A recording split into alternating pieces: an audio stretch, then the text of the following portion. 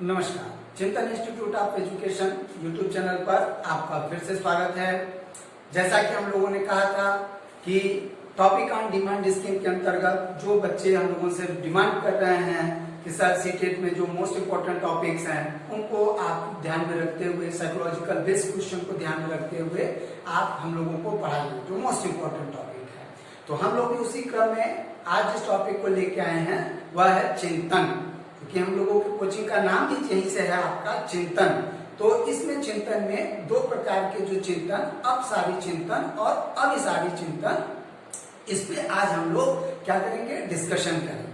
जैसा कि चिंतन में है और आप चिंतन इंस्टीट्यूट में भी है, तो इसलिए हम लोगों ने आपसे वादा किया था कि उसमें जितने भी प्रकार के एग्जाम से रिलेटेड जो क्वेश्चन आएंगे, जैसे आपका CTET, TET, UP TET, MP TET, REET, KVS, TGT, PGT, उसमें डीएसएसबी, एनवीएस, इनमें जितने भी टॉपिक्स में कॉमन टॉपिक्स को उठा रहे हैं बच्चों के बड़ा डिमांड को एनालिसिस करने के बाद और बड़ी मेहनत के बाद अब तक जितने प्रकार के प्रश्न पूछे गए हैं, घुमा फिरा कर पूछिए, सीधे सीधे प्रश्न पूछिए, तो हम लोग अभी तक 3-4 वीडियोस बना चुके हैं। आप पिछले वीडियोस को देखिएगा, आगमन निगमन पर हम लोगों की चर्चा हो चुकी है, वाइगोर्स्की पे चर्चा हो चुकी है, चुमिस्की पे चर्चा हो चुकी है। बच्चे बड़ा उत्साहवर्धन कर रहे हैं कि सर बहुत अच्छे क्लासेस आपने बताए हैं, एकदम टोटल पॉइंट क्लियर है। और अभय सर के मार्गदर्शन में नेट जेआरएफ के क्लासेस चल रहा है, सबसे टफेस्ट पॉइंट लॉजिकल रीजनिंग उठाया गया है, बाकी क्लासेस भी देख लीजिएगा पिछले वीडियोस को।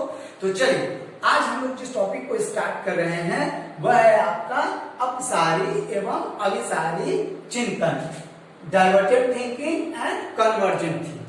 तो ये जो टॉपिक है ये बहुत इंपॉर्टेंट टॉपिक में है और अक्सर आपके एग्जाम में पूछे जाते हैं। मैक्सिमम जो एग्जाम्स आपके भी नाम दिए गए हैं उनमें मैक्सिमम इतने प्रकार के प्रश्न पूछे गए, उन सबको एक प्लेटफॉर्म पे बड़े इजी तरीके से आपको समझाने की कोशिश करते हैं।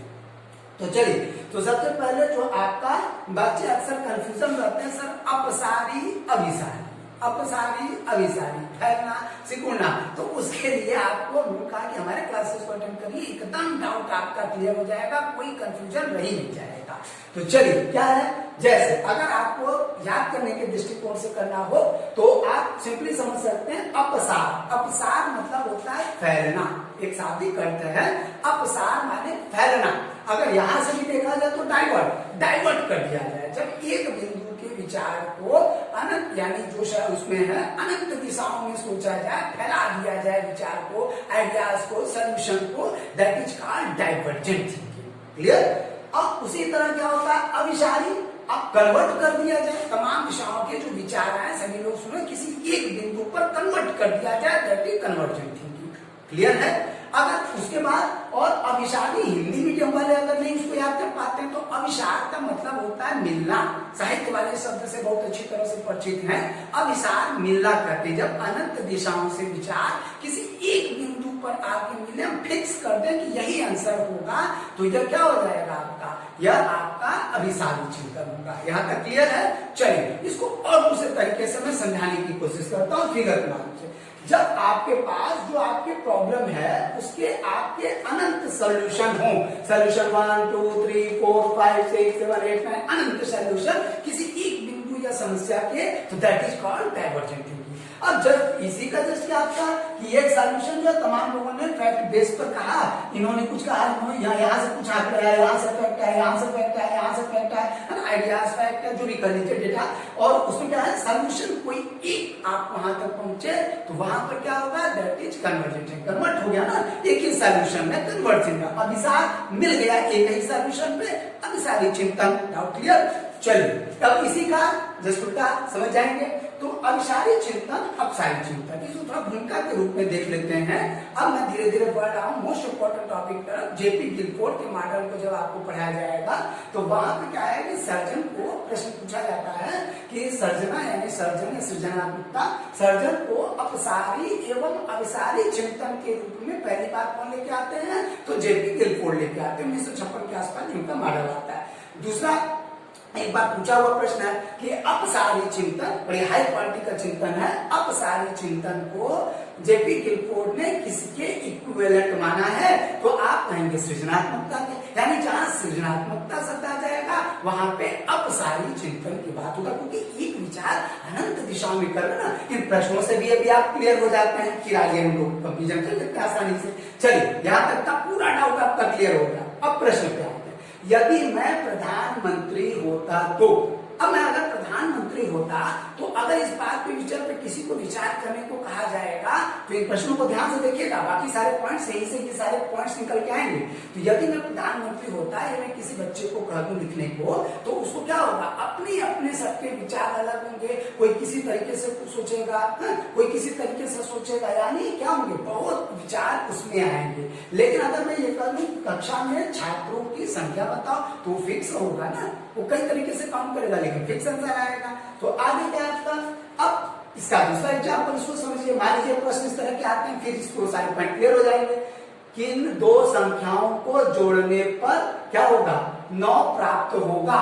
तो किन दो संख्याओं को जोड़ने पर, तो उसमें समय लगेगा ना, अलग अलग तरीके से 0 और 8 को जोड़ सकते हैं, 1 को 8 से जोड़ सकते हैं, 2 को 7 से जोड़ सकते हैं, 3 को 6 से जोड़ सकते हैं। तो बहुत ज्यादा उसके जो है वो क्या करेगा, कल्पना शक्ति का प्रयोग करेगा, चिंतन का प्रयोग करेगा, तर्क का प्रयोग करेगा, और तब जाके उसमें क्या करेगा, पहुंचेगा निष्कर्ष पर। इसीलिए बहुत सारे आंसर प्राप्त हो सकते हैं, अनंत उसके आपके अनंत नहीं कहेंगे पर कई आंसर उसके प्राप्त हो सकते हैं। अब यहाँ पे अगर मैं कहूँ बच्चों से पढ़ाया जाए 4 + 5 = तो एक ही आंसर में प्राप्त होगा आपका, क्या होगा, वो कन्वर्ट हो जाएगा किस आंसर में, आपका 9 में वो कन्वर्ट हो जाएगा। इसी तरह अगर मैं ये कहूं यदि मनुष्य के पंख होते तो, अब अगर उसको सोचने को कह दिया जाए कि यदि आपके पंख होते तो आप बहुत सी दिशाओं में क्या करेंगे, उस बारे में विचार कर, मैं ये करता, मैं वो करता, मैं यहाँ जाता, मैं वो जल्दी से जाता, समय बचा के आता, स्कूल जाता। भाई जो जिसका जैसी सोच है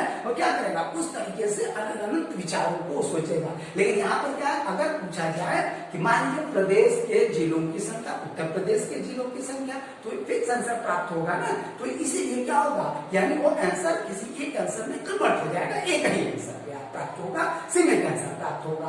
ठीक है, तो चलिए यहाँ तक प्रश्न समझ में आ गया। अब इन पॉइंट्स को मैं डिराइव करता हूँ, ये जितने प्रकार के एग्जाम्स है उनमें इन्हीं पॉइंट्स के इर्द गिर्द क्वेश्चन पूछे गए हैं और भविष्य में भी पूछे जाएंगे।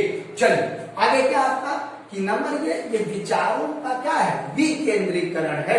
देख रहे हैं यहाँ पर विचारों का एक आपके प्रॉब्लम का हम अनंत दिशाओं में क्या सॉल्यूशन हमने निकाल दिया। यहाँ से भी क्या है, पंख होते तो अनंत विचार, तो विचारों का डिसेंट्रलाइजेशन ऑफ आइडियाज क्या है, कई दिशाओं में फैला दे रहे हैं। और यहाँ पे क्या कर रहे हैं, विचारों का केंद्रीकरण, एक बिंदु पर केंद्रीकृत हो जा रहा है, एक आंसर पे केंद्रीकृत हो जा रहा है। आइडिया क्लियर है। चलिए आगे आपका आता है विषय के बारे में भिन्न भिन्न प्रकार से सोचना। अगर मैं इसके ऊपर वाला इसको सॉरी छूट गई, तो विषय के बारे में जब हम भिन्न भिन्न प्रकार से सोचते हैं, एक आपका ना प्रॉब्लम आपका विचार है, इसमें क्या है, अनंत दिशाओं में सोचते हैं, तो क्या है, अपसारी चिंतन। और भिन्न भिन्न विचार एक ही बिंदु पर मिले, एक ही विचार को श्रेष्ठ माना जाए, तो वह कौन सा चिंतन होगा, अपसारी चिंतन। प्रश्न से भी क्लियर है।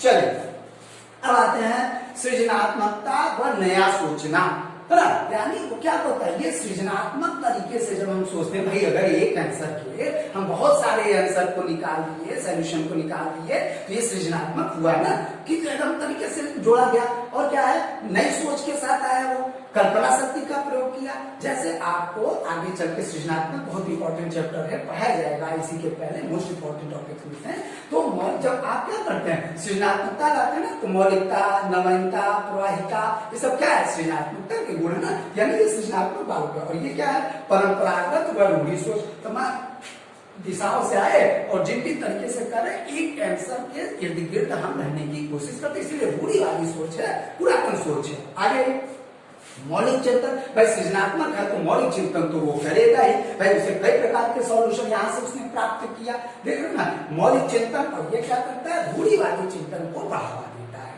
आगे उत्तर की प्राप्ति में विस्तृत प्रकार के उत्तर प्राप्त होते हैं, यहाँ से भी देखिए, यहाँ से भी देखिए। अगर मैं कह दूं कि यदि मैं प्रधानमंत्री होता तो आप लिखते रह जाइए, काफी बढ़ते रहिए, आइडियाज आते रहेंगे, विचार करते, कोई बाउंड नहीं है ना। तो क्या है, एकदम अनंत है। इसलिए क्या है, उत्तर की प्राप्ति में विस्तृत उत्तर प्राप्त होते हैं। यहाँ पर क्या है, सीमित उत्तर प्राप्त होते हैं, है ना। आपके तीनों एकदम फिक्स आंसर आपको क्या होंगे, प्राप्त होंगे। और ज्यादातर जो इनके आंसर हैं यहाँ पे से मैंने लिखा है वह क्या है, ट्रू फॉल्स बेसिस या yes oblique no basis answer जो है प्राप्त होते हैं, या सीधे मान के चलिए वो फिक्स आंसर प्राप्त होते हैं। आगे आउट ऑफ बॉक्स थिंकिंग पूछा हुआ क्वेश्चन है, आउट ऑफ बॉक्स थिंकिंग के किस प्रकार का थिंकिंग है, दैट इज अपसारी चिंतन, डायवर्जेंट थिंकिंग। क्यों, क्योंकि जब हम एक सीमित सोच से कई दिशाओं में आपका क्या करते हैं, आउट ऑफ बॉक्स मतलब एक सीमित संख्या को सोचना, सीमित जगह पे सोचना, सीमित विचारों पर, उनसे अनंत जाकर अलग दिशाओं में सोचना, जितना है उससे कई दिशाओं में आंसर को ले जाना, that is out of box thinking. अब क्या है, आपका पॉइंट टू पॉइंट थिंकिंग होती है, आपको फिक्स थिंकिंग होती है ना, रूढ़िवादी थिंकिंग होती है। इस प्रकार के चिंतन को क्या कहते हैं, आपका अभिसारी चिंतन कहते हैं।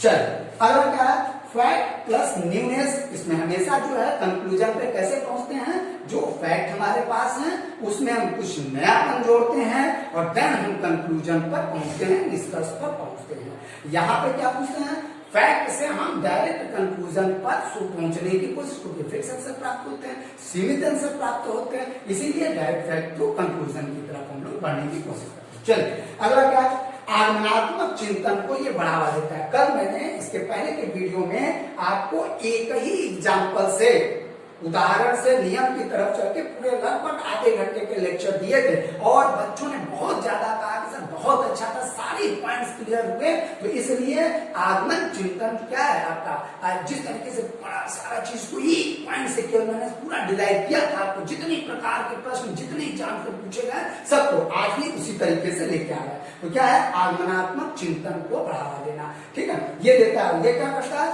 निगमनात्मक चिंतन को बढ़ावा देता है। क्लियर, चलिए ओपन एंडेड जो आपके सॉल्यूशंस प्राप्त होते हैं आपका, ये क्या है आपका ओपन एंडेड क्वेश्चन को बेस करता है, और ये क्या करता है, क्लोज एंडेड क्वेश्चन को। भाई आपको अगर कोई चीज ट्रू और फॉल्स में आएगा तो या तो हाँ या तो ना, और दूसरा सॉरी या तो सत्य या तो असत्य है, या तो यस है या तो नो है। तो क्या है, मतलब आपका इंडेड बेस हुआ आपका है, क्लोज एंडेड आपको क्वेश्चंस प्राप्त होते हैं ना, आंसर प्राप्त होते। चलिए आगे क्या है, टाइम टेकिंग प्रोसेस। ये क्या है, जब आगमनात्मक चिंतन करेगा, सृजनात्मक चिंतन करेगा, मौलिक चिंतन करेगा, नयापन देगा, तो क्या समय कम लगेगा, वो क्या करेगा, बहुत ज्यादा समय लेना। तो इसलिए ये टाइम टेकिंग प्रोसेस होता है, और ये क्या होता है, टाइम बाउंडेड प्रोसेस होता है। लगभग उतने समय में ही वो दिखाना रहता है, समय इसमें ज्यादा लगता है। अगर इसको दूसरे अर्थ में समझे, आपके समझने के लिए मैंने कुछ पॉइंट बना दिए हैं। क्या है कि मान लीजिए केवल वो क्या हो रहा है, सीमित समय में निकालने की कोशिश करते हैं। चल आगे, इसे हम लोग क्या करते हैं, पार्श्व चिंतन, बहुदिशीय चिंतन या बहुदिशा चिंतन या ब्रांचिंग चिंतन करते हैं। क्या है आपका, अनेक शाखाओं में बढ़ के आएंगे, बहुदिशा में सोच रहा है, ये भी आंसर प्राप्त होगा। पंख होता तो मैं ये करता, पंख होता तो मैं वो करता, होता तो ये करता, अनंत दिशाओं में सोचा। इसलिए क्या है, उसको ब्रांचिंग थिंकिंग कहा जाता है। और ये क्या आपका रैखिक चिंतन, एक दिशा में जब हम सोचते हैं, है ना, कुछ लोग इसको समतलीय चिंतन भी कहते हैं, है ना, एक दिशी चिंतन भी कहते हैं, और रैखिक चिंतन, ये तीनों एक ही नाम है। आप उसको भिन्न भिन्न, ये भी पूछे जाते हैं प्रश्न में, है ना, पूछे गए। तो क्या आपका रैखिक चिंतन, जब एक दिशा में सोचते हैं हम लोग कि लगभग यही आंसर प्राप्त होगा, फिक्स आंसर के आसपास रहते हैं, तो दैट इज कॉल्ड आपका अभिसारी चिंतन। तो मुझे लगता है कि इस वीडियो में अभी आपने क्या देखा, अब जो है जितने पॉइंट से अभी तक जितने एग्जाम के प्रश्न पूछे गए हम सबको एक जगह लेकर के आए हैं, और ये सारे पॉइंट्स को आपको बताए जा रहे हैं। तो आप लोग क्या करेंगे, इन पे बैठ के एक बार फिर से नोट्स बनाएंगे, इसको ध्यान से देखेंगे, एकदम समझने की कोशिश करेंगे, और एग्जाम्पल के साथ समझेंगे। और क्या करेंगे, अपने अगर अच्छा लगेगा तो जितनी ज्यादा से ज्यादा मित्र हैं आप उनको मेरे इस वीडियोस को शेयर करेंगे, और खुद सब्सक्राइब करेंगे, और उन्हें भी सब्सक्राइब करने के लिए प्रेरित करेंगे। तो एक दो पॉइंट पे अंतर नहीं लाएगा, इतनी सारे पॉइंट्स पे अंतर लाएगा। तो उम्मीद करते हैं कि आपको समझ में भी आया होगा और कभी भूलेंगे भी नहीं। तो चिंतन को पढ़ने के बाद आप चिंतन इंस्टीट्यूट से जुड़े रहिए, हमारे यूट्यूब चैनल पर।